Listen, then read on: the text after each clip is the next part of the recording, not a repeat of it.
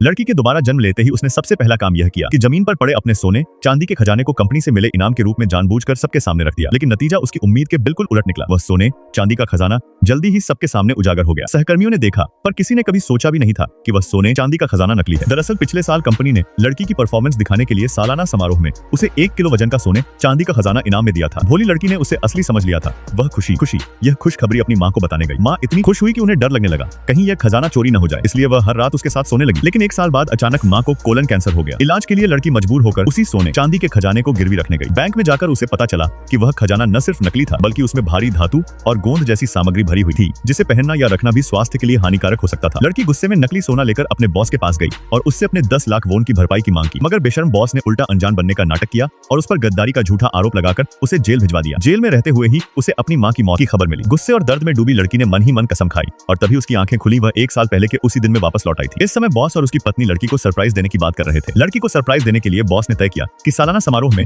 उसे एक खास इनाम दिया जाएगा। दोनों पति पत्नी की मिलीभगत देख लड़की ने तुरंत पूछा कि इनाम क्या है। मजबूर होकर बॉस ने बताया कि वह 1 किलो वजन का सोने का गोल्डन इनगट है, जिसकी कीमत उसके 10 लाख के बोनस से भी कहीं ज्यादा है। लड़की ने सुनकर झूठी खुशी दिखाई और चुपचाप अपनी सीट पर लौट आई। तभी कंपनी की एक इंटर्न चुपके से बॉस के ऑफिस में घुस गई। ये देखकर लड़की के अंदर गुस्सा भर गया। पिछले जन्म में बॉस ने लड़की द्वारा पक्की की गई बड़ी डील का श्रेय इसी इंटर्न को दे दिया था। उस समय लड़की ने सोने के लालच में चुप्पी साध ली थी, लेकिन मरने के बाद उसे सच्चाई का एहसास हुआ। कुछ ही मिनटों बाद बॉस इंटर्न को लेकर लड़की के पास आया और कहा कि कुछ समय तक वह इंटर्न को काम सिखाए। तभी कुंदन ग्रुप के जनरल मैनेजर लिन का फोन आया, जिसने उसे रात में रेस्टोरेंट में मीटिंग के लिए बुलाया। इंटर्न ने बड़ी चालाकी से उस डील को हथियाने के लिए लड़की से साथ ले जाने की जिद की। लड़की ने बिना हिचकिचाए हामी भर दी, क्योंकि उसे पता था कि लिन साहब की रंगीन मिजाजी मशहूर है। अगर इंटर्न खुद फांसना चाहती है तो वह उसे क्यों रोके। जैसा उसने सोचा था वैसा ही हुआ। रात को रेस्टोरेंट में इंटर्न ने लिन के सामने अपने हथकंडे आजमाने शुरू कर दिए। थोड़ी ही देर में दोनों घुल मिल गए। लड़की ने जानबूझकर बाहर जाकर फोन पर बात करने का बहाना किया। लिन इंटर्न को ऊपर प्राइवेट कमरे में ले गया। यह बात करते हैं देखकर लड़की मुस्कुराई और तुरंत लिन की पत्नी को फोन कर दिया। इंटर्न को लगा कि उसने बड़ा सहारा पा लिया है, लेकिन उसे क्या पता था कि कोलन ग्रुप की असली ताकत लिन की पत्नी के हाथ में है। कुछ ही मिनटों में लिन की पत्नी गुस्से में लोगों के साथ कमरे में घुस गई